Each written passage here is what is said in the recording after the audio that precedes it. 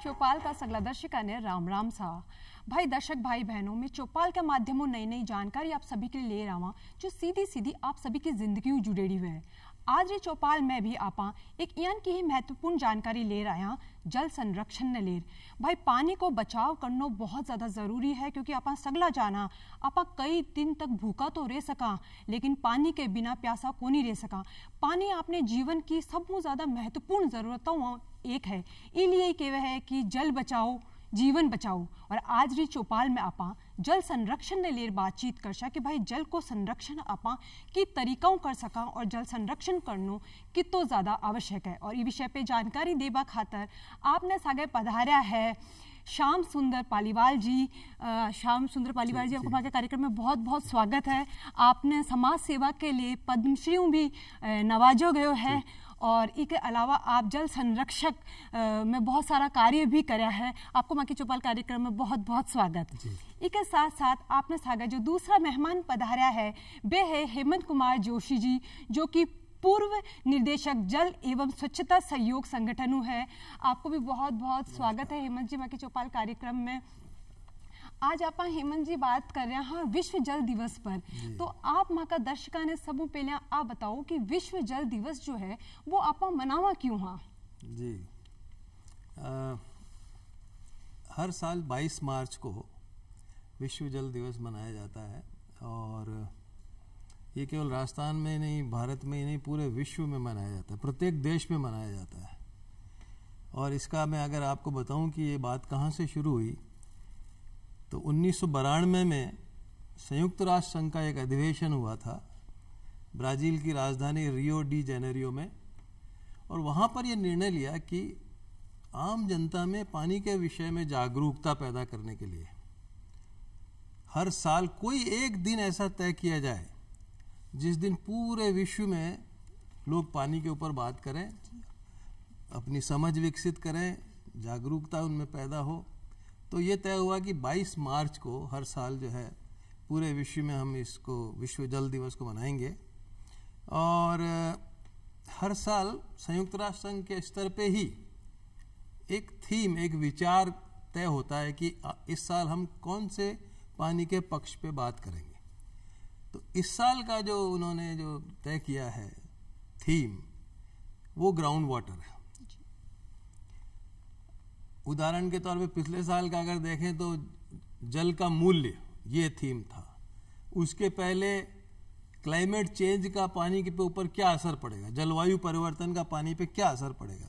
तो ऐसे हर साल वो एक थीम तय करते हैं और पूरे विश्व में उस थीम पे विचार विमर्श होता है और लोग बातचीत करते हैं। उसके बारे में जो है कई बातें बताई जाती है, उसके सभी पक्षों के बारे में जो है विस्तार से वर्णन किया जाता है ताकि लोगों को ज़्यादा से ज़्यादा जानकारी हो और लोगों में जागरूकता हो, क्योंकि जागरूकता जो है बहुत ज़रूरी है। आप कोई भी काम को अगर करना चाहते हैं और जिस जनता के सेगमेंट के लिए अगर आप वो करना चाहते हैं, उनको अगर पता ही नहीं हो कि हमारे को ये हमसे क्यों कराना चाह रहे हैं, तो फिर उसका जो लाभ मिलना चाहिए वो मिलता नहीं है। इसलिए बहुत ज़रूरी है ये। और जैसे मैंने आपको कहा कि इस साल की जो थीम है वो ग्राउंड वाटर है। जी जी हेमंत जी, अब आप बताओ कि भाई इस साल की जो थीम है ग्राउंड वाटर है, तो आप जी आप राजस्थान की अगर बात करें तो आपनो जो भूजल को स्तर है भी में वो थोड़ा कम है, क्योंकि आप मतलब इको कई कारण है और इन सुधारने के लिए किस तरीकों प्रयास किया जा रहा है? जी देखिए, राजस्थान एक ऐसा प्रदेश है, इसका 2/3 हिस्सा रेगिस्तानी है, एरिड जोन जिसको बोलते हैं। और हमारे यहाँ प्राकृतिक रूप से ही जो उपलब्धता है पानी की वो दूसरे राज्यों की अपेक्षा कम है। सतही जल की भी उपलब्धता कम है और भूजल की भी उपलब्धता कम है। कम क्यों है? क्योंकि बरसात हमारे यहाँ कम होती है। और अभी पिछले कई सालों से जो एक नया जो पैटर्न देखने को आ रहा है, लगातार कम होती जा रही है। और कम होने के साथ साथ एक ही जिले में 2 तहसील में तो अच्छी बरसात हो गई, 3 तहसील में बिल्कुल ही नहीं हुई। तो इस तरीके से विषमताएं और है, भौगोलिक विषमताएं और है। तो इसकी वजह से क्या है कि हमारे यहाँ पानी जो भूजल की उपलब्धता है वो काफ़ी सालों से एक ट्रेडिशनली बहुत कम रही है। अब सवाल ये उठता है कि उसका जो पहले ही उपलब्धता कम है, फिर आपने उसका दोहन करा बहुत ज़बरदस्त तरीके से। पीने के पानी के लिए तो उतना ज़्यादा दोहन नहीं हुआ, लेकिन कृषि के क्षेत्र में बहुत ज़्यादा दोहन हुआ।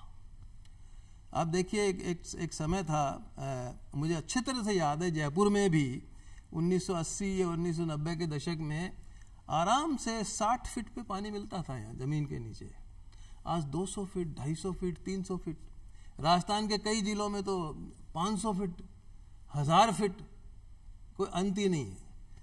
अब लगातार आपने जो है उसका दोहन करते चले गए और आपने वापस रिचार्ज का कोई सिस्टम नहीं किया। भूजल जो होता है बैंक डिपॉजिट की जैसे होता है, आपका बैंक में जैसे पैसा जमा है आपके खाते में, आप निकालते जाओ और वापस डालो ही नहीं कुछ, तो एक स्थिति ऐसी आएगी कि वो तो खाली हो जाएगा। तो हम भी जो है पिछले कई सालों से दोहन करे जा रहे हैं, पर वापस रिचार्ज के लिए उतने प्रयास नहीं हुए जितने होने चाहिए।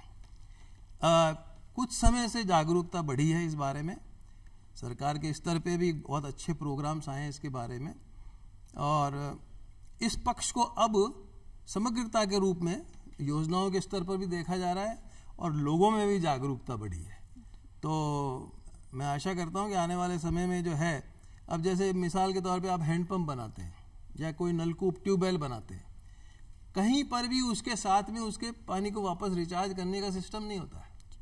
निकालने का तो सिस्टम कर लिया आपने, पर वापस डालने का, इस पक्ष पे श्याम सुंदर जी ने बहुत अच्छा काम किया इनके गांव में, अभी ये बताएंगे आपको। जी बिल्कुल, आप बहुत बढ़िया बात आप बताइयो। इसके साथ में मतलब एक कारण वो भी है कि आप आजकल ऑर्गेनिक खेती बहुत कम करवा लागे और कीटनाशक दवाइयों को इस्तेमाल भी बहुत ज़्यादा करा, जिसकी वजह वो जो अंदर धरती को स्तर है वो खराब होते जा रहे है। इसके साथ में आप पालीवाल जी एक चीज़ जानना चाहूँ कि अगर आप भारत की बात करा, खासकर आप अपने राजस्थान की बात करा, तो राजस्थान के मायने पीने रे पानी की जो स्थिति है वह काई है, इसके बारे में आप बताओ। देखिए, राजस्थान में अलग अलग क्षेत्र की अलग अलग परिस्थितियां हैं और अलग अलग समस्याएं हैं। मैं राजस्थान के मेवाड़ क्षेत्र से आता हूँ। वहाँ पर अरावली पहाड़ियों से पानी बहकर छोटे बरसाती नाले में, छोटे बरसाती नाले से बड़े नाले में, बड़े नाले से छोटी नदी और बड़ी नदी से मिलकर पानी आगे को निकल जाता है और पहाड़ियाँ सूखी रहती है। पीने के पानी की बात करें तो पुराने समय में चड़स चलते थे, रहट चलते थे, पानी का उपयोग कम था, लोग कुओं पर नहाते थे। अब हर घर में शौचालय हो गया, हर घर में ट्यूबवेल की आवश्यकता हो गई, हर व्यक्ति ने घरों में ट्यूबवेल खोद दिया। और दूसरा, खेती के लिए भी बहुत ज़्यादा पानी, दूसरा उस क्षेत्र में बड़े स्तर पर माइनिंग होती है, तो उसमें भी पानी की आवश्यकता होती है। तो भूजल दोहन इतने बड़े स्तर पर हुआ है कि जो पानी मुश्किल से कुओं में 50-60 फीट या उससे कम पर मिल जाता था, वो पानी आज 500, 700, 800 फीट की गहराई में चला गया है। तो एक सब कारण रहा है अति दोहन का। तो मेरा ये मानना है कि जितना गहराई से पानी लाएंगे उतना पानी की जो विटामिन या उसमें जो कमियां हैं वो पाई जाएगी, और जितना ऊपर से पानी लाएंगे उतना पानी पीने में अच्छा लाभदायक होगा। तो ये काम हम लोग पिछले, जोशी जी हमारे गुरु हैं, इनके बारे में बताता हूँ आपको।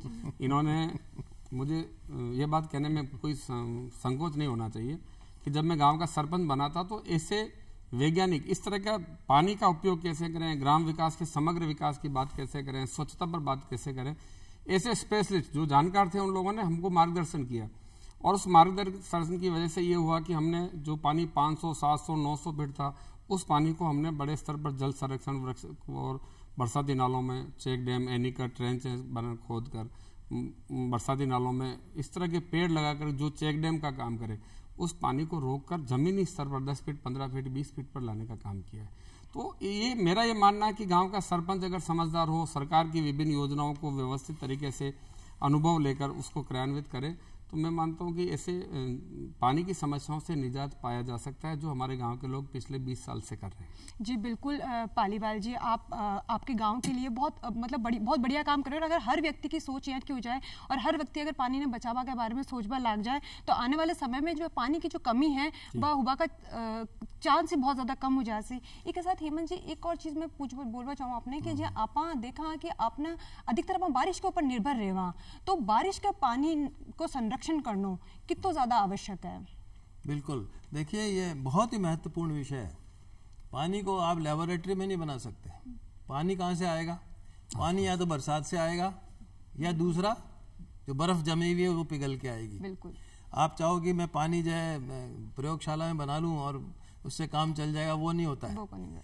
अब आप ऐसा एक जो बहुमूल्य आपका जो रिसोर्स है उसको अगर आप वेस्ट कर दो या उसका संरक्षण नहीं करो तो आप कभी न कभी जाके मुसीबत में पड़ोगे। इस लिहाज से राजस्थान के परिप्रेक्ष्य में ये बहुत महत्वपूर्ण है कि हम पानी का संरक्षण करें। हम व्यक्तिगत स्तर पे भी करें, समाज के स्तर पे भी करें और राज्य के स्तर पे योजनाओं के रूप में सरकार के स्तर पे भी इस बारे में बहुत ज़्यादा ध्यान देने की ज़रूरत है।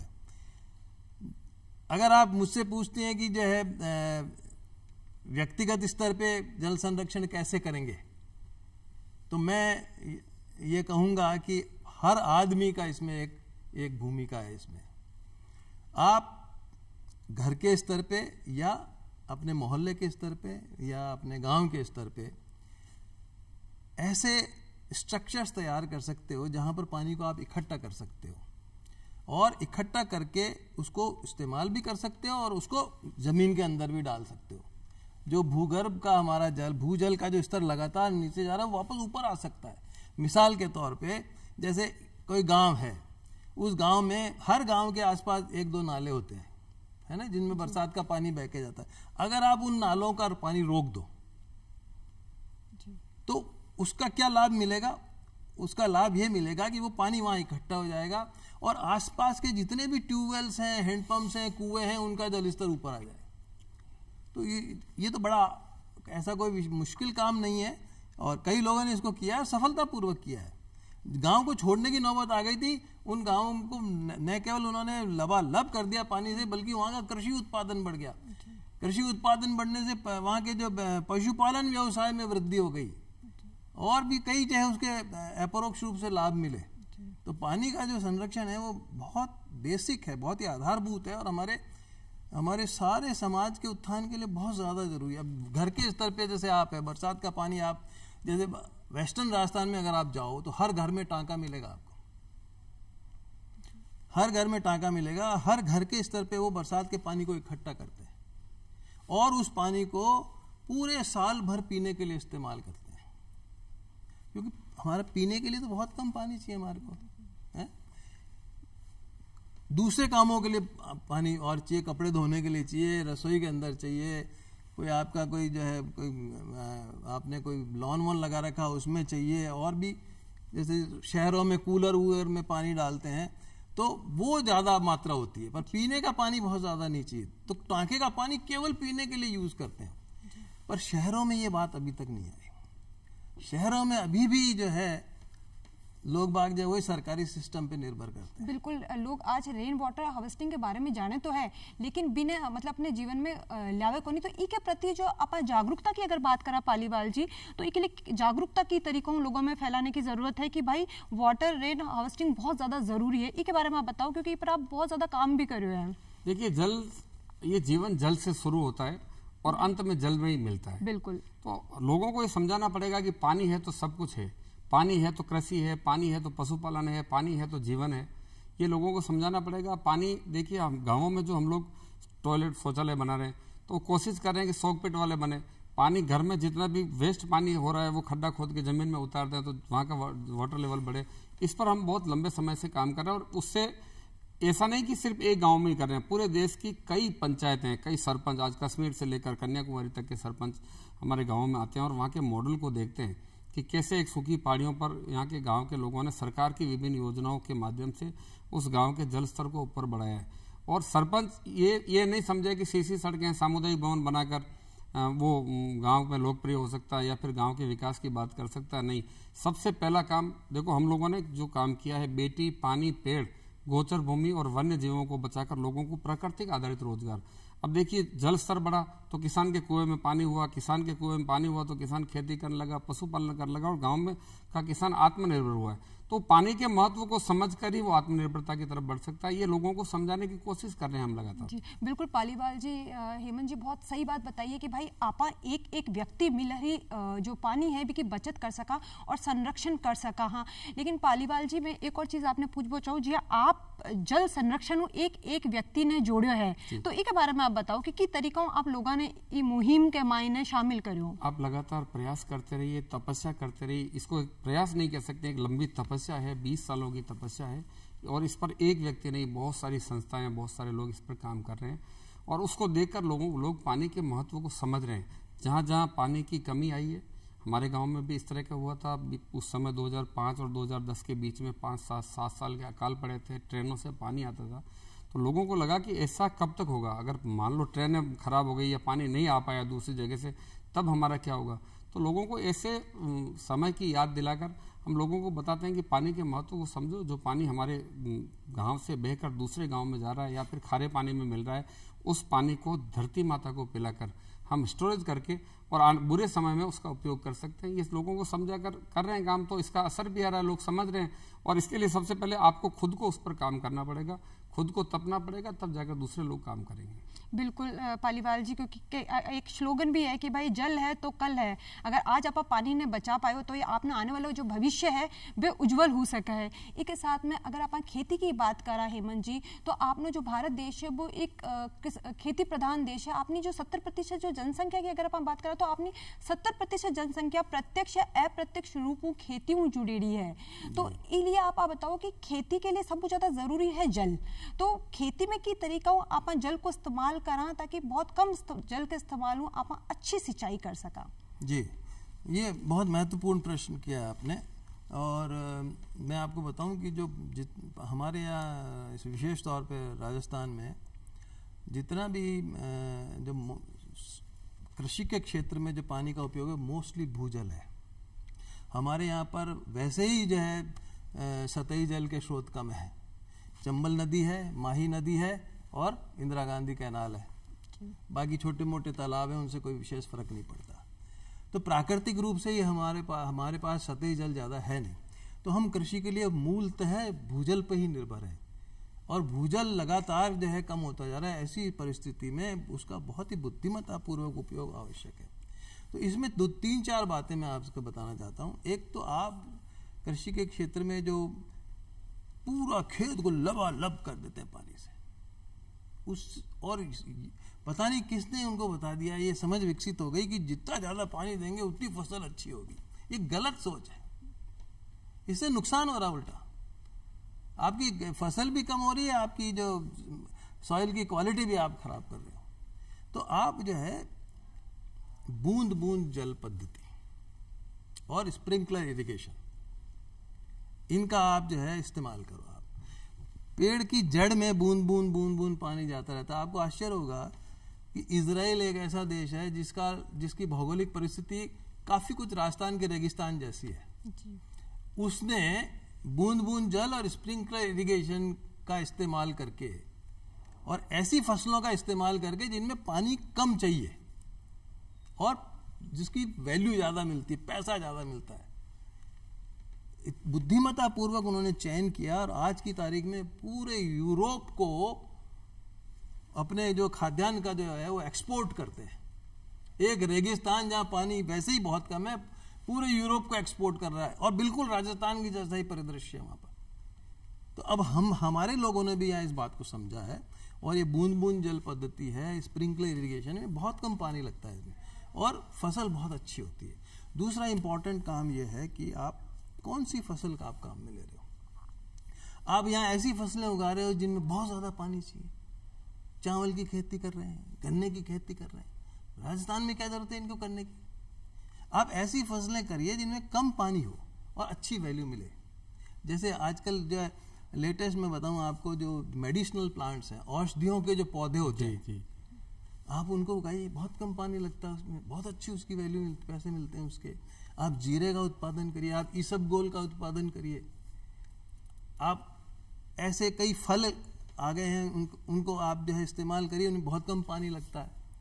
अभी वो मैं कच्छ का उदाहरण पढ़ रहा था, ड्रैगन फ्रूट का ऐसा मिसाल कायम कर दी है वहां पर, जो मतलब सोच ही नहीं सकते कि इंडिया में वो होगा। वो फल यहाँ पैदा होने लग गए। इतनी विकसित जो है कृषि की तकनीकें उन्होंने इस्तेमाल की हैं, सिंचाई की पद्धतियां इस्तेमाल की हैं। तो ये वैज्ञानिक सोच हमको लाना पड़ेगा। आजकल क्या है कि कोई भी क्षेत्र हो, उसमें जब तक आप नई टेक्नोलॉजी का इस्तेमाल नहीं करोगे तब तक आगे नहीं बढ़ सकते आप। जी बिल्कुल सही बात आप बताइए कि भाई मतलब अपन खास बात आ ध्यान रखनी कि भाई अपन जो बूंद बूंद को जो है कि भाई बूंद बूंद जो सिंचाई करने को जो तरीका है बिना अपनाने की जरूरत है। साथ में आपने खेत के मायने आपने क्षेत्र के हिसाब फसल उगाने की जरूरत है, ना कि यानी की खेती करने की जरूरत है जिनमें पानी ज्यादा लागे। जी अब आप बहुत अच्छा उदाहरण जो है औषधियों को दियो है, ये सब लगाने की बहुत ज्यादा जरूरत है। इसके साथ एक और मैं चीज बोलना चाहूँ कि आप पानी को जो दुरुपयोग है बिन की तरीका रोक सका, हाँ इसके बारे में आप बताओ। ये इसमें हर आदमी योगदान दे सकता है। ये जो आपने प्रश्न किया है ये हर आदमी को प्रभावित करता है और प्रत्येक व्यक्ति को ये समझ विकसित करनी पड़ेगी। और आज का दिन बहुत उपयुक्त है इस समझ को विकसित करने के लिहाज से। और इसका जो उद्देश्य है वो भी यही है विश्व जल दिवस का, कि प्रत्येक व्यक्ति ये समझे कि पानी का जो मुद्दा वो मेरा अपना है। यूं नहीं कि ये सरकार का काम है, 5 बजे नल में पानी नहीं आया तो मैं तो शिकायत करने चले जाऊंगा। इससे काम नहीं चलेगा। अगर आप पानी के मुद्दे से जुड़ोगे नहीं, और कैसे जुड़ सकते हो आप अपने घर में जो पानी का उपयोग करते हो उसका बुद्धिमत्तापूर्वक उपयोग करो। पानी का उत्पादन करके आपके घर तक तो सरकार ने ला दिया, या आपने ही कोई सिस्टम डेवलप कर लिया उससे आ गया, पर अब उसका यूज कैसे करना है। जहां आधे गिलास से काम चल रहा है वहां हम पूरा गिलास खर्च क्यों करूं। तो इसमें भी जो नई नई आजकल जो टेक्नोलॉजीज आ रही हैं उनमें पानी का बहुत वेस्टेज होता है। जैसे मैं आपको उदाहरण दूं, आजकल आरओ प्लांट लगाते हैं लोग खारे पानी को मीठा करने के लिए। अब उसमें आधा तो मीठा होता है और आधा वेस्ट होता है। तो उस आधा वेस्ट होता है, क्या मैं उसका पुनर्चक्रण करके या कोई उसकी रिसाइकलिंग करके क्या मैं उसका इस्तेमाल कर सकता हूं। ये सोच विकसित करनी पड़ेगी। जरूर कर सकते हैं आप उसको जो है वापस अपने घर के ही जो है फुलवारी में या पेड़ पौधों में यूज करिए आप उसको, कि उसमें जो पानी बाहर निकलता है उसमें कोई ज्यादा ऐसे सॉल्ट्स नहीं होते हैं। लोगों में ये दिमाग में ये है कि इसमें तो बहुत ज्यादा वो सॉल्ट्स हैं तो ये तो खराब कर देगा, ऐसा नहीं है। आप उसका यूज कर सकते हैं। अभी क्या हो रहा है, नाली में जा रहा है, वेस्ट जा रहा है। ऐसे ही आप घर में जो लोगों के जो टॉयलेट्स बनी हुई है, घर का कंजम्पशन का 60% पानी शौचालय में इस्तेमाल होता है। तो क्या मैं ऐसा जो पानी है उसको शौचालय में इस्तेमाल कर सकता हूं? उसमें तो कोई अच्छी क्वालिटी के पानी की जरूरत नहीं है। तो एक चिंतन करना पड़ेगा और आप स्वयं ही खुद अपने नए नए खुद तरीके निकाल लोगे कि मैं पानी का जो है कैसे इस्तेमाल करूं। बिल्कुल हेमंत जी, बहुत सही बात आप बताइए कि भाई अपन हर व्यक्ति ने जो है पानी को दुरुपयोग रोकने की जरूरत है। खासकर आप अपने घर की बात करा तो घर में जी अब आप बताओ कि आजकल नई नई तकनीकें आ गई है कि पानी ने साफ करने के लिए, मीठे करने के लिए जो पानी को जो क्या नाम है बेकार पानी जो जा रहा है बिना रोकना, और घर में छोटी छोटी चीजों को ध्यान रखना बहुत ज्यादा जरूरी है। पालीवाल जी, इसके अलावा मैं एक और चीज पूछना चाहूँ आपको कि जी आपने जो सरकार है घर घर में शुद्ध पानी पहुंचाने के लिए किस तरीकों प्रयास करिए, इसके बारे में आप बताओ। देखिए ये भी एक आगे जाकर बड़ी समस्या पैदा होने वाली है। हर घर में जिस दिन नल की से पानी पहुंचेगा उस दिन सबसे ज्यादा पानी का दुरुपयोग भी होगा। तो लोगों को यह समझाने की बहुत बड़ी आवश्यकता है आज कि जितना पानी आपके घर में आ रहा है, जितना पानी का उपयोग हो रहा है, उतना पानी हम वापस जमीन को पिलाएं। गांव का गंदा पानी नालियों से जाकर आगे जाकर एक खड्डे में इकट्ठा हो रहा है, गांव का पशु उसमें बैठ रहा है और फिर वो एक घर में बीमारियां लेकर आ रहा है। तो गांव का छोर तक, एंड तक जहां तक पानी जा रहा है वहां पर भी हम 100 फीट बनाकर वो पानी उसी गांव की जमीनों को वापस पिलाने की कोशिश करें। पक्की नालियां नहीं बनाकर नालियों का निचला हिस्सा कच्चा रखकर भी जमीन में पानी उतार सकते हैं। आज सबसे बड़ी समस्याएं कई तरह की आ रही है कि हर गांव में सीमेंट कंक्रीट रोडों की मांग हो रही है। सबसे ज्यादा जमीन को पानी को रिचार्ज करने के स्ट्रक्चर कम बन रहे हैं और सीमेंट कंक्रीट सड़कें ज्यादा बन रही है, सीमेंट कंक्रीट के जंगल ज्यादा खड़े हो रहे हैं। तो हमें लोगों को ये समझाना पड़ेगा कि जितना पानी हमारी छत से नीचे जमीन पर उतर रहा है वो जमीन में उतरना चाहिए, वो बहकर नहीं जाना चाहिए। मतलब जागरूकता बहुत ज्यादा जरूरी है लोगों का बारे में। इसके साथ हेमंत जी, जी हाँ पालीवाल जी, इस पर भी बहुत ज्यादा काम कर रहे हैं कि गांव को पानी गांव में, खेत को पानी खेत में। तो इसके बारे में आप बताओ कि कहीं है पर प्रकृति जो पानी आपके गांव में, आपके भाग्य का, किस्मत का जितना गांव में बरसा रही है, वो पानी बहकर लापरवाही से आगे चला जा रहा है। आगे जाकर वो खारे पानी में मिल रहा है, उसका दुरुपयोग हो रहा है। तो उस पानी को हम जमीन में उतारें, उसके महत्व को समझें, किसानों को समझाएं, गृहिणियों को समझाएं, ज़्यादा पानी का दुरुपयोग नहीं हो और इसका महत्व समझाकर हम पानी के महत्व को समझकर उसका उपयोग कर सकते हैं और गाँवों को आत्मनिर्भर बना सकते हैं। जितना पानी हमें साल भर चाहिए उतना पानी बरसात से साल भर का इकट्ठा करके रखें। हमारे पूर्वज इस पर काम करते थे तो उनने कभी समस्याएं देखी नहीं, पर ये समस्याएं दिन रात सरकार की योजनाओं से भी बढ़ने वाली है। अगर जागरूकता नहीं फैला तो इससे समस्या आने वाली है। बिल्कुल पालीवाल जी की सरकार तो अपना कार्य कर ही रही है, सरकार तो समय समय पर बहुत सारी योजना भी ला रही है, लेकिन आपने आम नागरिक ने, एक आम व्यक्ति ने भी इन चीज़ों को ध्यान रखने की बहुत ज़्यादा ज़रूरी है कि बूंद बूंद आपने बचानी है। पालीवाल जी और हेमंत जी, आप माँ की चौपाल कार्यक्रम में पधारा और जल संरक्षण ने लिए इतनी महत्वपूर्ण जानकारी आप माने दी, इसके लिए आपको बहुत बहुत धन्यवाद। नमस्कार। ग्रामीण भाई बहनों, आज ही चौपाल में बस इतना ही। फिर मिलना एक नई चौपाल में एक नए विषय के साथ। तब तक के लिए राम राम सा।